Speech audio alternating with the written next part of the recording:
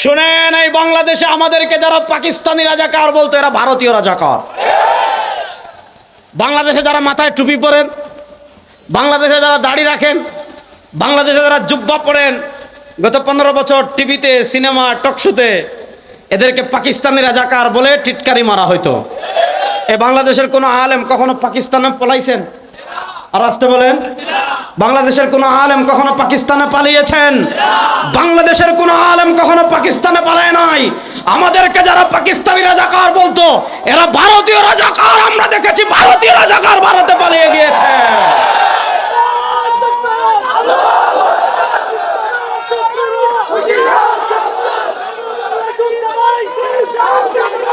ভালো করে বুঝেন, তাহলে আমাদের স্লোগান হবে একটা, সেটা হবে লা ইলাহা ইল্লাল্লাহ।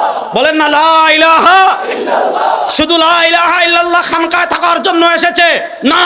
লা ইলাহা ইল্লাল্লাহ এতদিন ঘরের স্লোগান ছিল, লা ইলাহা ইল্লাল্লাহ এতদিন খানকার স্লোগান ছিল, লা ইলাহা ইল্লাল্লাহ এতদিন হালকায় জিকিরের স্লোগান ছিল। এই পরিবর্তিত বাংলাদেশের সংসদে লা ইলাহা ইল্লাল্লাহকে বিজয় করার জন্য প্রস্তুত আছেন না? না, ইনশাআল্লাহ।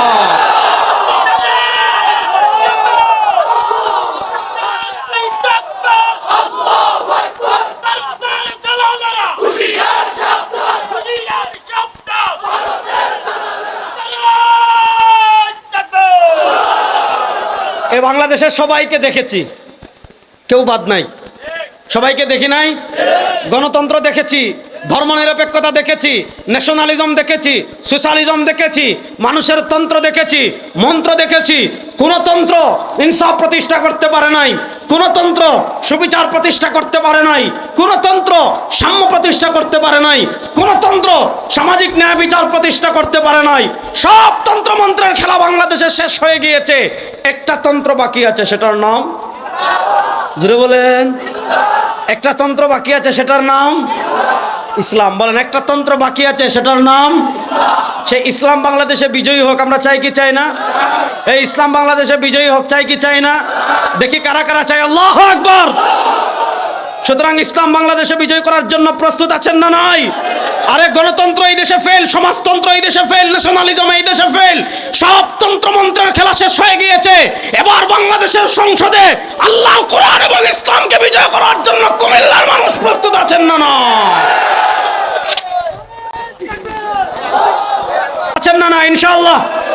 হাত তুলে বলেন ইনশাআল্লাহ। ইনশাআল্লাহ বলেন, ইনশাআল্লাহ বলেন, জোরে বলেন ইনশাআল্লাহ। এবার আসেন, বলছিলাম তিতাওয়াজ করবো, মূল তিতাওয়াজে আসি।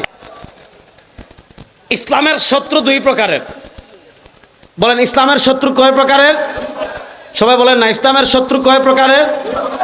এক প্রকার শত্রু, এদেরকে আমরা চিনি, এরা আমাদের শত্রু। ভারত আমাদের বন্ধু না শত্রু? ভয় পাইতেছেন নি? তাহলে বলেন, ভারত আমাদের বন্ধু না শত্রু? জোরে বলেন, ভারত আমাদের বন্ধু না শত্রু? এরা আমাদের জাত শত্রু। স্বাধীনতার পরে আমাদের সবচেয়ে বড় শত্রুর নাম ইন্ডিয়া। সুতরাং তারা বেঈমানের উপরে এরা রাখেন। এরা যদি তারা তাদের মতো থাকুক, আমাদের কিছু যায় না, আসে না। কিন্তু আমাদের সাথে যদি বাড়াবাড়ি করে, আমরা প্রস্তুত আছি ইনশাআল্লাহ। যুবকরা প্রস্তুত আছেন? হ্যাঁ, যুবকরা ভয় পায় না? প্রস্তুত আছেন তো ইনশাআল্লাহ? আমাদের বাংলাদেশের দিকে যদি হাত বাড়ায়, হাত বাইঙ্গা গাছের ঝুলানোর জন্য রেডি থাকবেন। বাংলাদেশের দিকে যারা পা বাড়াবে, পা নিয়ে একজনও যেতে পারবে না ইনশাআল্লাহ। ভারত আমাদের শত্রু। বলেন, ভারত আমাদের শত্রু। এ পিচ্ছি বলেন, ভারত আমাদের শত্রু। সাবাস। আমেরিকা আমাদের শত্রু। ইসরায়েল শত্রু। শুনেন, পৃথিবী 100 বছর পর পর পরিবর্তন হয়, হয় না? হয়। 100 বছর পর পর পৃথিবী একটা পরিবর্তনের মধ্য দিয়ে যায়। 1924 থেকে 2024। 1924-এ আমাদের সর্বশেষ যে খিলাফত, উসমানী খিলাফত ছিল, এটার পতন হয়েছে 1924 সালে। এই 1924 থেকে 2024, 100 বছর। 100 বছর এটা মুসলিম উম্মার 1400 বছরের সবচেয়ে কষ্টের 100 বছর। এই 100 বছর পৃথিবীর প্রান্তে প্রান্তে মুসলমান মার খেয়েছে। আফগানিস্তানে মার খেয়েছে, ফিলিস্তিনে মার খেয়েছে, কাশ্মীরে মার খেয়েছে, উইগুরে মার খেয়েছে, বসনিয়া হার্জেগোভিনায় মার খেয়েছে, ফিলিস্তিনে মার খেয়েছে, লিবিয়ায় মার খেয়েছে, ইয়ামানে মার খেয়েছে, আফ্রিকায় মার খেয়েছে, উইগুরে মার খেয়েছে, ইরাকে মার খেয়েছে, সোমালিয়ায় মার খেয়েছে, পৃথিবীর প্রান্তে প্রান্তে গত 100 বছর মার খেয়েছে। হিসাব অত্যন্ত সহজ, গত 100 বছর মার খাইছি, এই 100 বছর মার দিব। হিসাব অত্যন্ত সহজ, গত 100 বছর মার খাইছি, 100 বছর মার, মাত্র 2 জনে, বাকিরা নাই। গত 100 বছর মায়ের খেয়েছে, 100 বছর মার, গত 100 বছর পরাজিত হয়েছে, 100 বছর বিজয়ী হবো ইনশাআল্লাহ। এই 100 বছর হবে আমাদের বিজয়ের 100 বছর ইনশাআল্লাহ। শুনেন, এই 100 বছরের মধ্যে পৃথিবীতে অনেক কিছুই হবে, এবং পৃথিবীতে অনেক কিছুই যে হবে, এই পৃথিবীর প্রান্তে প্রান্তে পরিবর্তনের বাতাস লেগেছে। পৃথিবীর প্রান্তে প্রান্তে পরিবর্তনের বাতাস কেমনে লেগেছে আপনি দেখেন। আফগানিস্তানে আল ইমারাতুল ইসলামিয়া প্রতিষ্ঠা হয়েছে, ইসলামী রাষ্ট্র প্রতিষ্ঠা হয়েছে। তালেবানরা বিজয় লাভ করেছে, তালেবানরা বিজয় লাভ করেছে। আল ইমারাতুল ইসলামিয়া ইসলামী রাষ্ট্র প্রতিষ্ঠা করেছে। আমরা খুশি না বেজার? যদি কোন বেজার, তাহলে আপনি টাটকা মুনাফিক। যদি বলেন আপনি বেজার, আপনি টাটকা মুনাফিক। আফগানিস্তানে মুজাহিদরা বিজয় লাভ করেছে, আমরা খুশি না বেজার? দেখেন, একদিক থেকে ইসলামের পতাকা ওড়া শুরু হয়েছে, ওদিকে যান সিরিয়ায় মুজাহিদরা বিজয় লাভ করেছে, আলহামদুলিল্লাহ বলেন। 1971 থেকে নিয়ে 2024 পর্যন্ত সিরিয়ায় বাশার আল আসাদ এবং তার বাপ এই শিয়ারা ছিল, এবং কত হাজার মুসলমান, সুন্নি মুসলমানকে হত্যা করেছে, আপনি গুনেও শেষ করতে পারবেন না। আপনি দেখেন, আফগানিস্তানে বিজয়, সিরিয়ায় বিজয়, আফ্রিকা বিজয়ের দ্বার প্রান্তে, তুরস্কে ইসলাম ফিরছে, উজবেকিস্তানে ইসলাম ফিরছে। আপনি হিসাবটা শুধু মিলান, আফগানিস্তানে বিজয় শেষ, সিরিয়ায় বিজয় শেষ, আফ্রিকায় বিজয়ের কাছাকাছি, তুরস্ক ইসলামের দিকে ফিরছে, উজবেকিস্তান ইসলামের দিকে ফিরছে। ইনশাআল্লাহ বেশি দিন বাকি নাই, আরবের শাসন ক্ষমতা থেকে গাদ্দাররা সরে যাবে। সুলতান সালাউদ্দিন আইয়ুবীর প্রকৃত উত্তরসূরিরা, খালিদ ইবনুল ওয়ালিদের প্রকৃত উত্তরসূরিরা, হযরত ওমর ইবনুল খাত্তাবের প্রকৃত উত্তরসূরিরা আরবের শাসন ক্ষমতায় আসবে। আর এদিক থেকে আর বেশি দিন বাকি নয়, এই বাংলাদেশেও আমরা কালেমার পতাকাকে বিজয় করব ইনশাআল্লাহ বলেন। এই পৃথিবীর মুসলমান আবার এক দেহের নায়ক হবে। আর কি হবে শুনেন, আজ থেকে 1400 বছর আগে নবী করিম সাল্লাল্লাহু আলাইহি ওয়াসাল্লাম ভবিষ্যৎবাণী করে গিয়েছেন। আমার সাথে একটা আকীদা বলেন, বলেন আমাদের নবীর, সবাই বলেন আমাদের নবীর সব কথা সত্য, ঠিক না বেঠিক? আমাদের নবীর সব কথা বলেন, বলেন আমাদের নবীর সব কথা বলেন, আমাদের নবীর সব কথা। আল্লাহ কোরআনে বলেছেন, ওয়ামা ইয়ানতিকু আনিল হাওয়া ইন হুয়া ইল্লা ওয়াহয়ুন ইউহা। আমার নবী সরওয়ারে দু আলম, তাজদার মদিনা, জনাবে মুহাম্মদুর রাসূলুল্লাহ সাল্লাল্লাহু আলাইহি ওয়াসাল্লাম, আল্লাহ তাআলা তার ব্যাপারে বলেছেন, ওয়ামা ইয়ানতিকু আনিল হাওয়া, তিনি নিজের পক্ষ থেকে একটা কথা বলেন না, নিজের কুপবৃত্তির অনুসরণ করে একটা কথা বলেন না। ইন হুয়া ইল্লা ওয়াহয়ুন ইউহা, আল্লাহ রাব্বুল ইজ্জত ওয়াল জালাল বলেন, আমার হাবিব যা বলেন, ইন হুয়া ইল্লা ওয়াহয়ুন ইউহা, আমার হাবিব যা বলেন সব কার পক্ষ থেকে? বলেন না, সব কার পক্ষ থেকে? আল্লাহর পক্ষ থেকে। মনোযোগ দিয়া বুঝেন, মনোযোগ দিয়া বুঝেন, মনোযোগ দিয়া বুঝেন। একটা হাদিস বলি, তাহলে পরের আলোচনা বোঝা সহজ হবে। আল্লাহ নবী সাল্লাল্লাহু আলাইহি ওয়াসাল্লাম এর সাথে সর্বক্ষণ যে একজন সাহাবী থাকতেন, তার ভিতর অন্যতম হলেন হযরত আব্দুল্লাহ ইবনে আমর ইবনুল আস রাদিয়াল্লাহু তাআলা আনহু। আল্লাহ নবী সাল্লাল্লাহু আলাইহি ওয়াসাল্লামের সাথে থাকতেন, সব কথা লিখে রাখতেন। আল্লাহ নবী সাল্লাল্লাহু আলাইহি ওয়াসাল্লাম হেঁটে কথা বলছেন, আব্দুল্লাহ ইবনে আমর ইবনুল আস লিখে রাখতেন। আল্লাহ নবী সাল্লাল্লাহু আলাইহি ওয়াসাল্লাম দাঁড়িয়ে কথা বলছেন, আব্দুল্লাহ ইবনে আমর ইবনুল আস লিখে রাখতেন। আল্লাহ নবী সাল্লাল্লাহু আলাইহি ওয়াসাল্লাম রাগ করে কথা বলছেন, আব্দুল্লাহ ইবনে আমর ইবনুল আস রাদিয়াল্লাহু তাআলা লিখে রাখতেন। আল্লাহ নবী সাল্লাল্লাহু আলাইহি ওয়াসাল্লাম বাজারে কথা বলছেন, তাও লিখতেন। শুয়ে কথা বলতেন, তাও লিখতেন। মহিলাদের মজলিসে কথা বলতেন, তাও লিখতেন। আল্লাহ নবী সাল্লাল্লাহু আলাইহি ওয়াসাল্লাম যখন যা বলতেন সব কথা হযরত আব্দুল্লাহ ইবনে আমর ইবনুল আস রাদিয়াল্লাহু তাআলা লিখে রাখতেন। একদিন কিছু মানুষ তাকে বলল, আতাকতুবু কুল্লা শাইইন ওয়ান নাবিয়্যু বাশারুন ইয়াতাকাল্লামু ফি হালাতি রিদা ওয়াল গাযাব। ও আব্দুল্লাহ ইবনে আমর ইবনুল আস, তুমি নবী করিম সাল্লাল্লাহু আলাইহি ওয়াসাল্লামের সব কথা কেন লিখে রাখছো? ওয়ান নাবিয়্যু বাশারুন, নবী করিম সাল্লাল্লাহু আলাইহি ওয়াসাল্লাম তো মানুষ। ইয়াতাকাল্লামু ফি হালাতি রিদা ওয়াল গাযাব, তিনি কখনো রাগ করে কথা বলেন, কখনো তিনি সন্তুষ্ট চিত্তে কথা বলেন। সব কথা তো লেখার দরকার নাই, শরীয়তের বিধান হলে তুমি লেখতা। মানুষ যখন আব্দুল্লাহ ইবনে আমর ইবনুল আস রাদিয়াল্লাহু তাআলা আনহুকে এই প্রশ্ন করেছে। আব্দুল্লাহ ইবনে আমর ইবনুল আস রাদিয়াল্লাহু তাআলা আনহু নবী করিম সাল্লাল্লাহু আলাইহি ওয়াসাল্লামের কাছে আসলেন। আয়েশা বলেন, ইয়া রাসূলুল্লাহ ইন্নী আকতুবু কুল্লা শাইইন মা আসমাউ মিন। ইয়া রাসূলুল্লাহ, আমি আপনার থেকে যত কথা শুনি সব কথা লিখে রাখি। কিছু মানুষ বলছে সব কথা লেখার দরকার নাই, এখন আমি কি করব? আল্লাহ নবী সাল্লাল্লাহু আলাইহি ওয়াসাল্লাম জবাব দিচ্ছেন, উক্তুব ইয়া আব্দুল্লাহ, ও আব্দুল্লাহ, আমি হেঁটে কথা বলি না কেন, আমি ঘুমাইয়া কথা বলি না কেন, আমি বসে কথা বলি না কেন, আমি হাসি দিয়ে কথা বলি না কেন, আমি রাগ করে কথা বলি না কেন, আমি ঘরে কথা বলি না কেন, আমি মসজিদে কথা বলি না কেন, আমি বাজারে কথা বলি না কেন, উক্তুব কুল্লা শাই, ও আব্দুল্লাহ, আমি যা বলি সব লিখবা কেন? ফাওয়াল্লাযী নাফসু মুহাম্মাদিন বিয়াদি, আরে যার হাতে নবী মুহাম্মাদের প্রাণ, সেই সত্তার নামে শপথ করে বলছি, মা ইয়াখরুজু ফিন লা ইয়াখরুজু মিন ফি ইল্লা হক, আমার মুখ থেকে সত্য কথা ব্যতীত মিথ্যা কথা কখনো বের হয় না। তাহলে বলেন আমার নবীর সব কথা সত্য, বলেন না আমার নবীর সব কথা সত্য, আরে জোরে বলেন না আমার নবীর সব কথা সত্য। যুবকরা আরে জোরে বলো আমার নবীর সব কথা।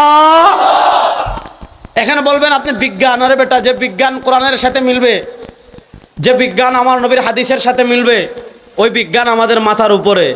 আর যে বিজ্ঞান কোরআনের বিপরীত হবে, যে বিজ্ঞান মুস্তাফার আদর্শের বিপরীত হবে, ওই বিজ্ঞানে আমরা 1000 বার লাত্তি মারি। তাহলে আমার নবীর সব কথা। দেখেন পৃথিবীতে আমরা দুটা আধিপত্যবাদ দেখতে পাচ্ছি। এক আধিপত্যবাদ হলো ইহুদিবাদী আধিপত্যবাদ, যাদেরকে আমরা দেখতে পাচ্ছি ফিলিস্তিনে আমার মজলুম মুসলমানদেরকে তারা অত্যাচার করছে। আরেক আধিপত্যবাদ আমাদের বাড়ির পাশে আরেকটা মিনি ইসরায়েল আছে না নাই? বলে না, যুবকরা কথা বলে না। আমাদের বাড়ির পাশে আরেকটা মিনি ইসরায়েল আছে না নাই? ওইটার নাম, হ্যাঁ, একদিক থেকে আমরা দেখছি হিন্দু আধিপত্যবাদ ভারতে আমাদের মুসলমানদের উপর অত্যাচার করছে, আরেকদিকে আমরা দেখছি ইহুদিবাদী আধিপত্যবাদ, যারা ফিলিস্তিনে আরদে মুকদ্দাসে ফিলিস্তিনি মুসলমানদের প্রতি আমাদের হৃদয়ের টান আছে না নাই? তাদের জন্য আমাদের হৃদয় কান্না করে কি করে না? ইনশাল্লাহ সময় আর বেশি দিন বাকি নাই, ফিলিস্তিনের মজলুম মুসলমানদের কষ্ট শেষ হয়ে যাবে ইনশাআল্লাহ। ইনশাআল্লাহ বলেন। নবী করিম সাল্লাল্লাহু আলাইহি ওয়াসাল্লাম 1400 বছর আগে ভবিষ্যৎবাণী করে গিয়েছেন, ইসাবাতান মিন উম্মতি আহরাজাহুমুল্লাহু মিনান নার, ইসাবাতান মিন উম্মতি আহরাজাহুমুল্লাহু মিনান নার। আমার উম্মার দুইটা দল এমন আছে, আমার উম্মার দুইটা গ্রুপ এমন আছে, আমার উম্মার দুইটা বাহিনী এমন আছে, ইসাবাতান মিন উম্মতি, আমার উম্মার দুইটা দল এমন আছে, আমার উম্মার দুইটা গ্রুপ এমন আছে, আমার উম্মার দুইটা বাহিনী এমন আছে, আহরাজাহুমুল্লাহু মিনান নার। এই দুই দল, দুই গ্রুপ, দুই বাহিনীতে যারা যোগ দিবে, আল্লাহ তাআলা তাদের উপর ডাইরেক্ট জাহান্নামের আগুনকে হারাম করে দিবেন। এই দুই দলের অংশগ্রহণ করার জন্য কুমিল্লার মানুষ প্রস্তুত আছেন তো ইনশাআল্লাহ? প্রস্তুত আছেন তো ইনশাআল্লাহ? ইসাবাতুন তাগজু ফিল হিন্দি, এর ভিতর একদল হলো যারা হিন্দুস্তানের আধিপত্যবাদী হিন্দু শক্তির বিরুদ্ধে লড়াই করবে, আল্লাহ তাআলা তাদের উপর জাহান্নামের আগুনকে হারাম করে দিবেন। যারা ইহুদিবাদী দাজ্জালি শক্তির সাথে লড়াই করবে, আল্লাহ তাআলা তাদের উপর জাহান্নামের আগুনকে হারাম করে দিবেন। পৃথিবী দুইটা চূড়ান্ত যুদ্ধের দিকে এগিয়ে যাচ্ছে। হিন্দুত্ববাদী আধিপত্যবাদী শক্তির বিরুদ্ধে জিহাদ হবে, ইহুদিবাদী আধিপত্যবাদী শক্তির বিরুদ্ধে জিহাদ হবে। ইনশাআল্লাহ সেই চূড়ান্ত যুদ্ধে পৃথিবীর কোনো পরাশক্তি মুসলমানদেরকে পরাজিত করতে পারবে না। ইনশাআল্লাহ বলেন, বলেন না ইনশাআল্লাহ। এই প্রেক্ষাপট তৈরি হচ্ছে। আজকে ভারতে আপনারা দেখেন বিনা দোষে মুসলমানদেরকে হত্যা করা হচ্ছে। আজকে ভারতে কুকুরের দাম আছে, গরুর দাম আছে, ছাগলের দাম আছে, মুসলমানদের দাম নাই। সেখানে নৃশংসভাবে মুসলমানদেরকে হত্যা করা হচ্ছে। আমরা সেই হত্যার তীব্র নিন্দা জানাই। এবং আপনারা দেখেছেন দিল্লির এক বিজেপি নেতা, সে বাংলাদেশকে হুমকি দিয়েছে যে বাংলাদেশ হবে গাজা আর তারা হবে ইসরায়েল। বুঝতে পারছেন? মানে গাজাকে যেমন ইসরায়েল শেষ করে দিচ্ছে, গাজাকে যেমন ইসরায়েল মাটির সাথে মিশিয়ে দিচ্ছে, তো ওই হুমকি দিয়েছে তারা ইসরায়েলের মতো আমাদের উপর হামলা করবে আর আমাদেরকে গাজা বানিয়ে দিবে। আমরা বলি না, হিসাব অত্যন্ত সহজ। বাংলাদেশকে গাজা বানাতে পারবেন না, বাংলাদেশকে রাফা বানাতেও পারবেন না, বাংলাদেশকে আপনারা বাইতুল ফিলিস্তিনও বানাতে পারবেন না, কিন্তু ভালো করে মনে রাখবেন এখানে 14 কোটি মুসলমান আছে। আপনারা যদি বাংলাদেশের দিকে হাত বাড়ান, এই 14 কোটি মুসলমান দিল্লির লাল কেল্লায় আবার কালেমার পতাকা ওড়ানোর জন্য প্রস্তুত হবে ইনশাআল্লাহ। প্রস্তুত আছেন না নাই যুবকরা? ইনশাআল্লাহ বলেন না ইনশাআল্লাহ? সুতরাং এই শতাব্দী হবে আমাদের বিজয়ের শতাব্দী ইনশাআল্লাহ। এই শতাব্দীতে খিলাফার ঢেউ লাগবে, এই শতাব্দীতে ইমারতে ইসলামিয়ার ঢেউ লাগবে, এই শতাব্দীতে ইসলামের কালেমা বিজয়ের ঢেউ লাগবে, এই শতাব্দীতে ইসলামকে রাষ্ট্রীয় পর্যায়ে বিজয়ের ঢেউ লাগবে।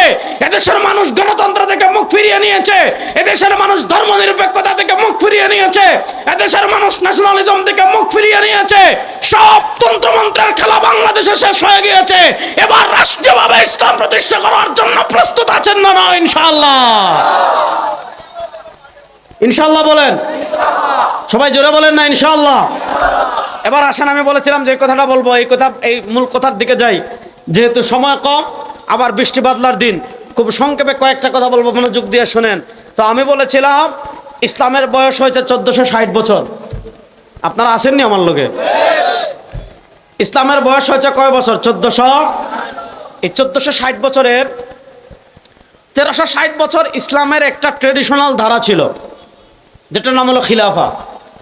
খুব ভালো করে বুঝবেন খিলাফা মানে কি। খিলাফা মানে সারা দুনিয়ার মুসলমানদের রাষ্ট্র হবে একটা। সারা দুনিয়ার মুসলমানদের রাষ্ট্র হবে কয়টা? এটা যিনি পরিচালনা করবেন তার নাম খলিফা। এটা যিনি পরিচালনা করবেন তার নাম খলিফা। আমি খুব সহজ ভাষায় আপনাদেরকে বলি, আপনাদেরকে অনেক কিছু শিখাবে। এর ভিতর একটা হলো আপনাদেরকে শিখাবে আমাদের জাতীয়তা, আমরা বাঙালি। শুনেন, যারা শিখাবে আমাদের জাতীয়তা বাঙালি, এরা ভারতের দালাল।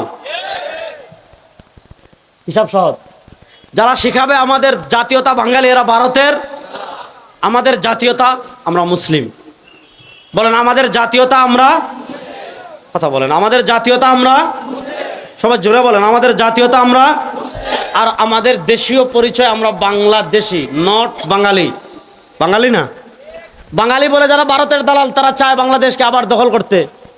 এখন বাংলাদেশি বললে তো কলকাতা আসে না, বাংলাদেশি বললে তো আসাম আসে না, বাংলাদেশি বললে তো বিহার আসে না, বাংলাদেশি বললে তো উড়িষ্যা আসে না।